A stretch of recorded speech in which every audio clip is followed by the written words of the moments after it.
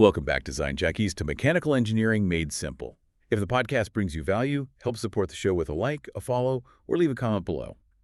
So, imagine you're standing on one of those cantilevered glass balconies, right? Like 80 stories above the pavement. Oh, terrifying. Yeah, exactly. The Yeah. wind is howling, the structure is, subtly swaying.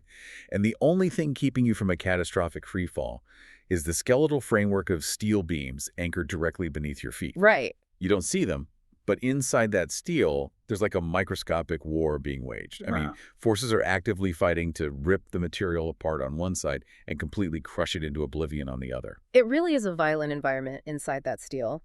But engineers tame that violence by understanding the fundamental rules of solid mechanics. When we look at the, diagnostic landscape for a structure, it isn't black and white, it's murky. We're dealing with continuous gradients of stress, shifting axes, and these totally invisible internal deformations. Which is exactly why today's deep dive is going straight into the heart of longitudinal stresses in beams. We are basically treating this workbench like a masterclass in pure bending today. No fluff. Exactly, no fluff. We are extracting the critical mechanics governing how and why beams behave the way they do under load. Because whether you're designing a high-rise or a custom staircase, that understanding is the absolute foundation of safe structural design. It really is. And I think the physical anatomy of a bend is the perfect place to start. We need to lay out a blueprint for this lesson. First, we have to visualize pure bending, right? Then we'll get into the master equations, look at why the I-beam is the undisputed king of shapes, and finally tackle the really messy stuff. The asymmetrical nightmare math. Exactly, and hidden deformations. But let's start simple. Pure bending. This is a condition where a beam is subjected to end couples or bending moments without any transverse shear forces initially complicating the picture. Okay, so think of a classic cantilevered beam. Right. You have a solid, straight member firmly anchored into a concrete wall at one end, and it's carrying a concentrated downward load way out at the free end. The classic diving board scenario. Yes, the diving board. When the load hits the end, the entire geometry of the board physically alters, right? The beam deflects downward into a curve. But mechanically, inside, the material itself is experiencing a severe split in identity. Right, because the top is doing something completely different from the bottom. Exactly. The upper longitudinal fibers of the beam are actively being stretched. They are subjected to tensile stress.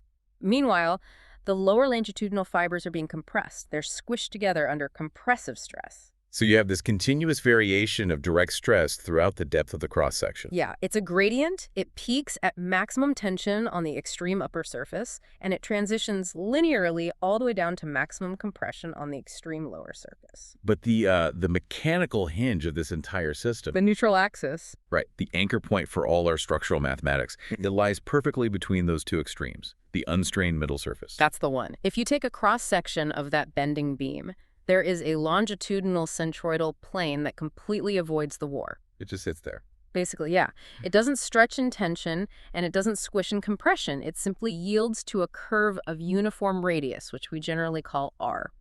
And here's where the math really starts talking to the physics. Okay, lay it on us. If we look at an elemental fiber located at a specific vertical distance, let's call it y, from that neutral surface, the longitudinal strain is governed by a very specific, beautiful relationship. Right, the equation. Epsilon equals y divided by r. Exactly. The strain, epsilon, is directly proportional to the distance from the neutral axis, y, and inversely proportional to the radius of curvature, r. So, mechanically speaking, if epsilon equals y divided by r, the math demands that when y equals 0, the strain is 0. Yeah. The stress is 0, which this brings up a debate you see all the time in online structural engineering forums. Yeah. Oh, I know the one. Right. People ask, if the neutral axis experiences 0 longitudinal stress, why do we even bother putting material there? I mean, if I'm trying to optimize an aircraft wing spar or a massive bridge girder, why not just hollow out the center entirely? Just leave a top plate in tension and a bottom plate in compression floating in midair. Exactly. Floating in space. I kind of think of it like bending a thick paperback book. Have you ever done that? Oh, yeah, you can see the pages slide. Right. You bend the book into a U shape, and you see all the individual pages sliding over one another at the ends. The top pages pull back, the bottom pages push out.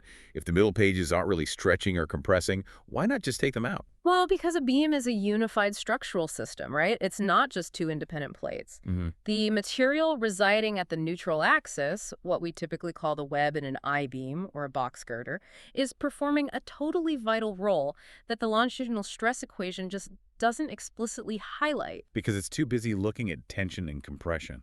Exactly. Yes, the pure longitudinal bending stress is technically zero at that exact y=0 plane.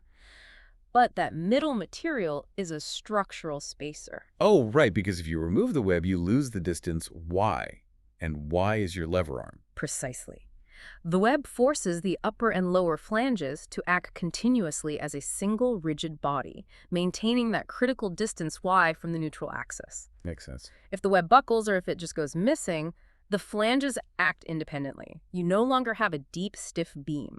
What you have is two incredibly thin, highly flexible, and practically useless planks. And plus, we know that in the real world, pure bending is kind of a theoretical rarity, right? Yeah. I mean, as soon as you introduce lateral forces that vary along the length of the beam, you introduce shear. And shear stress is often at its absolute maximum right at the neutral axis. Come back to your paperback book analogy. The sliding pages. Right. In a solid steel beam, the horizontal planes of material desperately want to slide past each other in that exact same way. The web is the glue stopping the pages from sliding. Got it. It carries that shear flow, transferring the loads between the tension flange and the compression flange, so the whole unit doesn't just, delaminate under the bending moment. So the neutral axis material is far from useless. Not useless at all, but let's look into how we actually quantify the material's survival. If we assume our structural material remains within its elastic limit, Meaning it obeys Hooke's law and snaps back to its original geometry once the load is removed. exactly. We know that the longitudinal stress, sigma, relates directly to the strain, epsilon, via Young's modulus, E. Right, with E being the inherent stiffness of the material itself. Steel has a high E. Rubber has a low E. You got it. Since sigma equals E times epsilon, and we already established that epsilon equals y divided by r, we just substitute the geometry back into the material properties. Which yields that fundamental relation. Sigma divided by y equals E divided by r. Right, but that only tells us about the internal material response. We need to link this to the external forces acting on the beam, the actual applied bending moment, M. The outside world pushing on the structure. Exactly, and this requires integrating those internal stresses over the entire cross-sectional area to ensure they perfectly balance the applied moment. And this integration gives us, honestly, the undisputed master equation of structural engineering. It really is. Sigma divided by y equals E divided by r equals m divided by I sub x. I mean, this is the equation that keeps bridges from dropping into rivers. It relates the internal stress at any distance y to the physical curvature of the beam and ultimately to the external moment m and the geometric property I sub x. The relationship implies a perfectly linear correlation between the applied moment m and the curvature, which is 1 over r. The constant linking them together is E multiplied by I sub x. All right, the flexural stiffness of the beam. Yes, that product is everything. We all know E dictates the raw material stiffness, Mm. but I sub x, the second moment of area. That's the geometric gatekeeper. It is. And we calculate it by taking the integral of y squared dA over the entire cross-section. Uh, But I want to pause here and look past the calculus for a second, because this is a sticking point for so many people. the squared term. Yeah. Why is it E squared? Why is it the second moment of area? We know V ray is the distance from the neutral axis. What physical reality forces that distance to be squared in the math? It's not just some arbitrary mathematical convention, right? Not at all.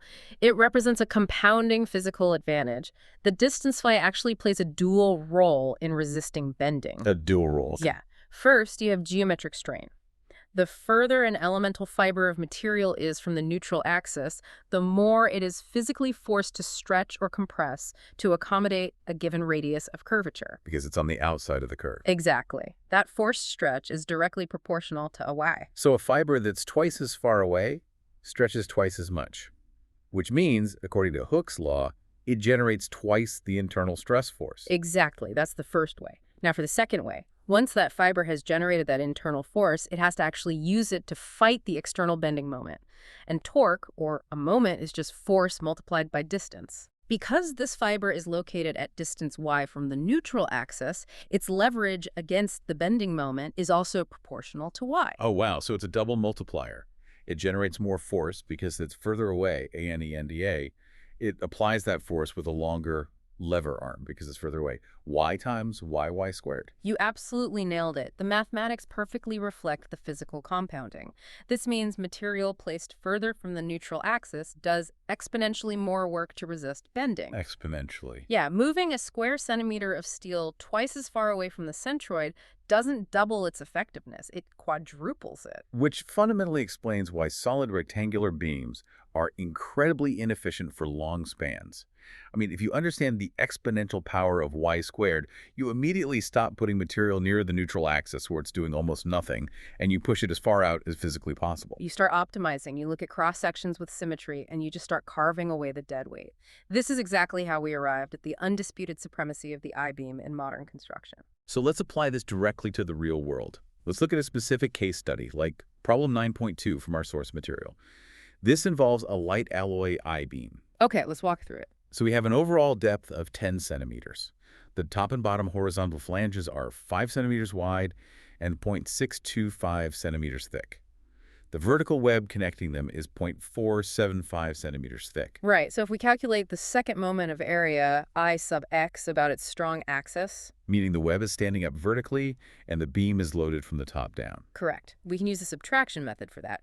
We calculate the second moment of area for a solid outer bounding rectangle, as if the beam were a solid block, and then we subtract the second moments of the two rectangular voids on either side of the web. And the result for the strong axis I sub x is 1.641 times 10 to the negative 6 meters to the fourth. A very solid number.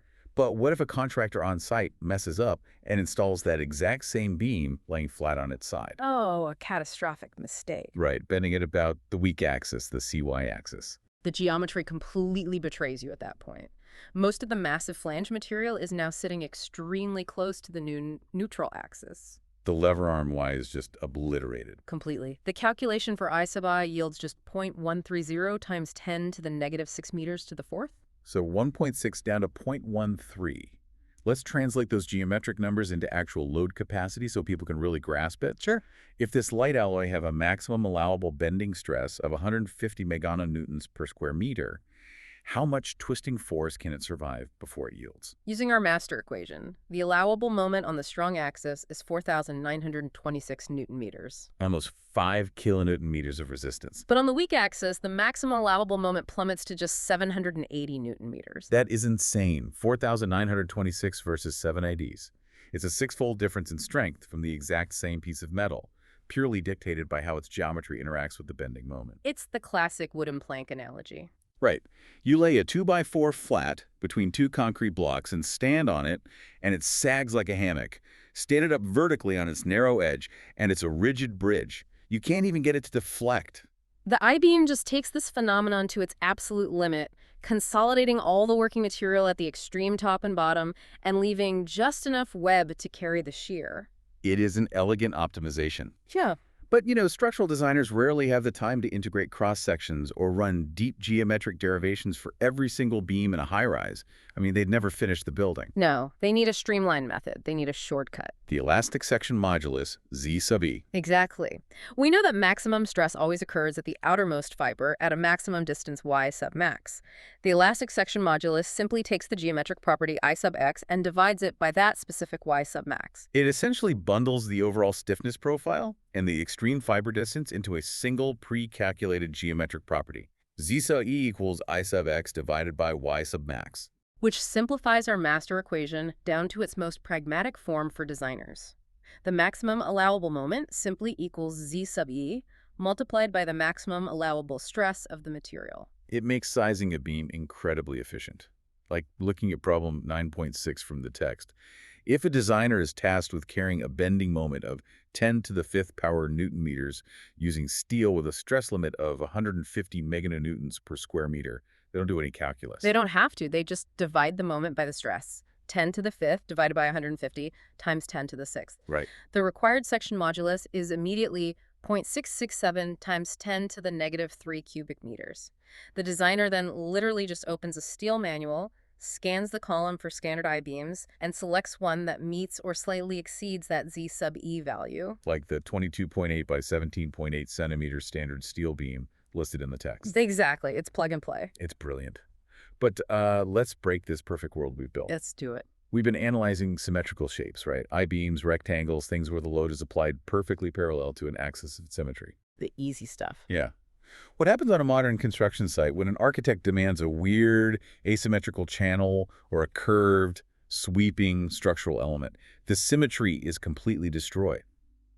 How does the math hold up when we move into the wildcard territory of asymmetrical beams? Oh, the math gets significantly more hostile. When you lose axes of symmetry, you lose your intuitive understanding of where the neutral axis lies and how the beam will deflect. Everything gets thrown off balance. Right. Let's look at problem 9.4, analyzing a T-section beam. We have a horizontal flange on top, 10 centimeters wide, and a vertical web dropping down to create an overall depth of 10 centimeters. The thickness of both is 1 centimeter. So we can't just assume the neutral axis is perfectly in the middle at 5 centimeters anymore, can we? No, you can't. Because the cross-section is top-heavy. The massive flange at the top pulls the balancing point of the area upward. Correct. You have to locate the true centroid by calculating the first moments of area. You are essentially balancing the geometric moments of the top flange and the vertical web around a reference axis. For this specific T-section, the calculation shifts the neutral axis up to 2.87 centimeters from the top edge. Okay, so the neutral axis shifts. We recalculate I sub x around that new line and we move on. Right. That's tedious but manageable. Right. But here is the real question, the one that trips everyone up. What happens if I take an asymmetrical shape, like an unequal angle iron, and apply a purely vertical load? Or what if I take our perfect symmetrical I-beam, but I apply the bending moment diagonally across the corner rather than straight down the vertical axis? Does the beam just bend in the direction of the load, or does something else happen? That is the pivotal question of general bending, and it introduces a physical reality that catches a lot of young engineers completely off guard. If a beam is bent in a single plane, say the vertical YZ plane, it generally requires the application of two simultaneous couples. Wait, two? Yes. A moment m sub x, and a moment m sub y. Wait, if I'm only pushing straight down, why do I need a moment around the y-axis? Because unless a very specific mathematical condition is met, the beam will inherently try to twist out of the plane of the applied load. Oh, wow. Yeah, it will deflect downwards like you expect, but it will also sweep sideways. And what is that specific mathematical condition that stops the twisting? The product second moment of area, denoted as I sub xy, must be exactly 0. Okay, I sub xy. Let's break that down. We know I sub x is the integral of y squared. I sub y is the integral of x squared. I sub xy is the integral of x multiplied by y over the area. Right. But wait, multiplying x by y doesn't give us a physical distance from an axis like y squared does? That sounds more like a mathematical trick than a physical reality. Defend that for me. What is I sub xy actually representing physically? It represents the asymmetry of the stiffness distribution across the cross-section quadrants. Okay, I'm listening. Think about the coordinate plane. If a shape is perfectly symmetrical about the y-axis, then for every little piece of area located at a positive x-coordinate, there's an identical mirror image piece of area located at a negative x-coordinate. Ah, I see where you're going. Yeah. So when you multiply x times y for the right side, you get a positive value, and when you do it for the exact same point on the left side, you get a negative value. Exactly. When you sum up all those points across the entire area, the positive and negative sides cancel each other out completely. They obliterate each other. Yes. The integral becomes 0. For any cross-section with an axis of symmetry, that axis is a principal axis, and the product's second moment I sub xy is 0. The beam bends neatly in the direction of the load without twisting sideways. But if the shape is an unequal L bracket or a Z-purlin, that cancellation doesn't happen. I sub xy has a real non-zero value. It does. And when it does, the stress calculation gets brutal. It gets very brutal. It leads us to equation 9.18, which is the master equation for asymmetrical bending.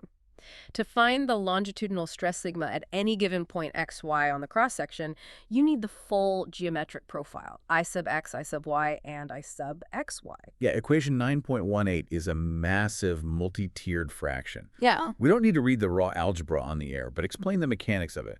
What are those variables actually doing to the steel? Think of the equation as a battle between tugging and twisting forces. A battle? I like that. The numerator combines both applied moments, m sub x and m sub y, but they aren't acting independently. The downward bending moment, m sub x, is mathematically tangled with the asymmetrical twisting property I sub xy.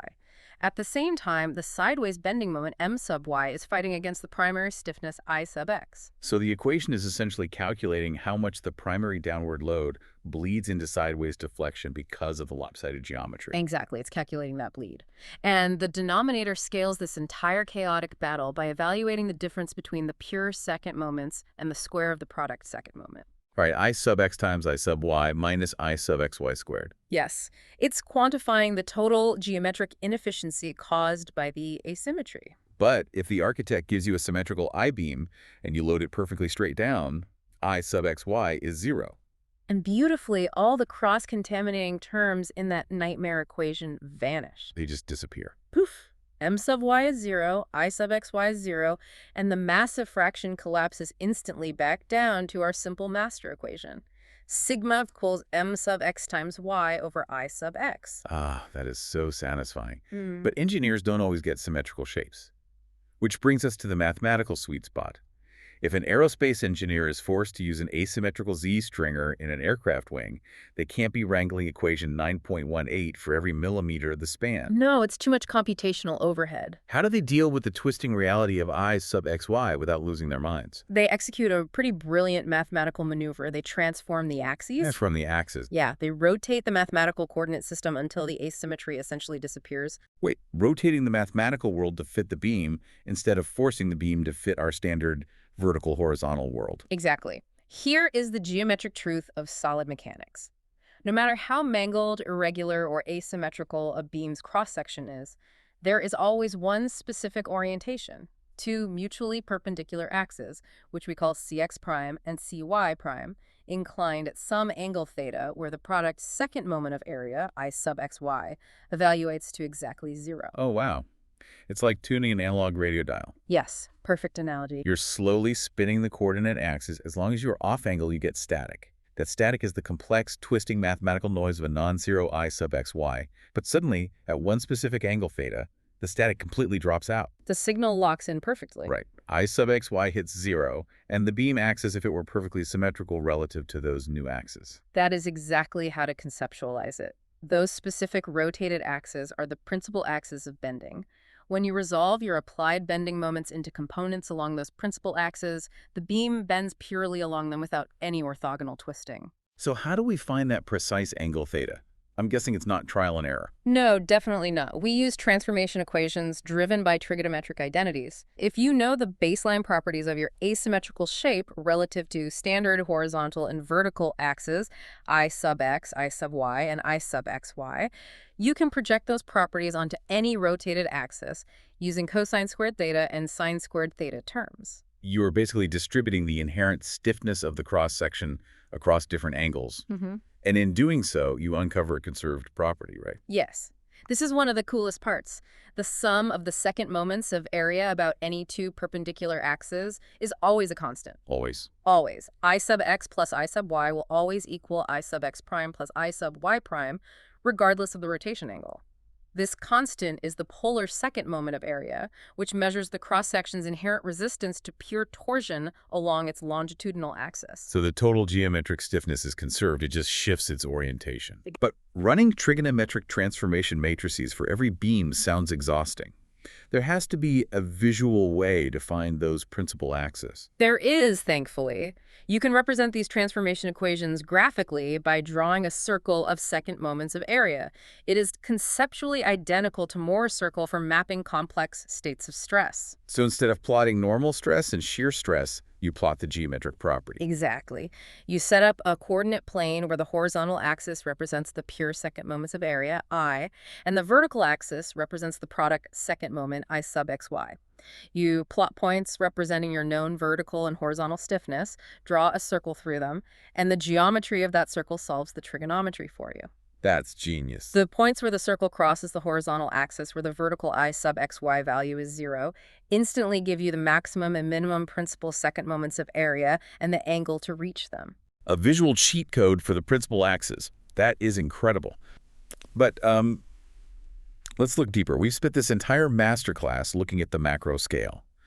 Heavy loads, massive structural shapes, calculating stress gradients, and twisting geometries. I want to shift the lens for a bit. Okay, where to? What is happening on the microscopic thermodynamic scale inside the material when we bend it? What are the hidden phenomena that we can't see with the naked eye? The most critical hidden phenomenon is elastic strain energy. Strain energy. Yes. When end couples are applied to a beam, forcing it to curve, work is being done. A moment is rotating through an angle. If the beam remains entirely within its elastic limit, the laws of thermodynamics dictate that work cannot just be lost. Right, energy is conserved. It is absorbed and stored internally as potential energy within the deformed molecular lattice of the steel or aluminum fibers. So it's acting exactly like a wound-up clock spring or a drawn bowstring. Yeah. The energy is trapped in the geometry, waiting to be released. Precisely. And we can quantify that trapped energy. For a uniform beam of length L, subjected to a constant bending moment, m sub x, the total strain energy, U equals m sub x squared, multiplied by the length L, divided by the quantity, 2 times E times I sub x. Let's analyze that formula. U equals m sub x squared times L, divided by 2 EI sub x. The energy stored scales quadratically with the applied moment. That's the key takeaway. If a gust of wind temporarily doubles the bending force on our glass balcony from earlier, the structural steel doesn't just absorb twice the energy, it absorbs 4 times the strain energy. Yes, it scales massively. And notice the denominator, E times I sub x, which we know is the flexural stiffness. Yeah. The energy stored is inversely proportional to the stiffness of the beam. So a massive, incredibly stiff I-beam stores very little strain energy for a given load because it barely deflects. Exactly. It doesn't travel far along the force distance curve. But a highly flexible beam bends deeply, absorbing massive amounts of strain energy, Yeah. which becomes critical if that energy is released suddenly, like a snapping branch or a catastrophic dynamic failure. It's a literal explosion of stored structural energy. Which brings us to the second highly visual hidden phenomenon, anticlastic curvature. Anticlastic curvature, that sounds like a sci-fi term. It does, but it's very real. We need to go all the way back to the start of the deep dive, to our cantilever beam bending downward. We established that the upper fibers stretch in tension and the lower fibers crush in compression. Right. But we analyzed that strictly along the longitudinal length of the beam. We ignored the Poisson ratio effect.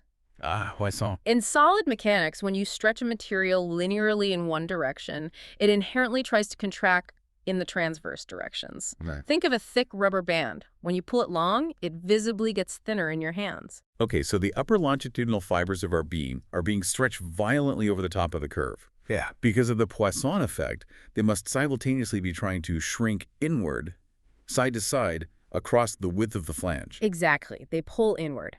And the opposite is happening on the bottom. The lower fibers are being squished longitudinally by compressive stress, so they naturally attempt to bulge outward laterally, expanding side to side. I can visualize this perfectly.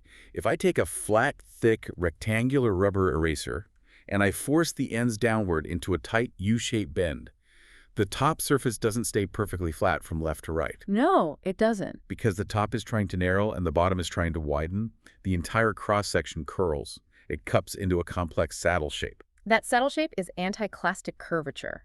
The upper and lower transverse surfaces actually deform into concentric circular arcs. Wow. The center of those transverse arcs lies on the opposite side of the beam compared to the primary axis of longitudinal bending.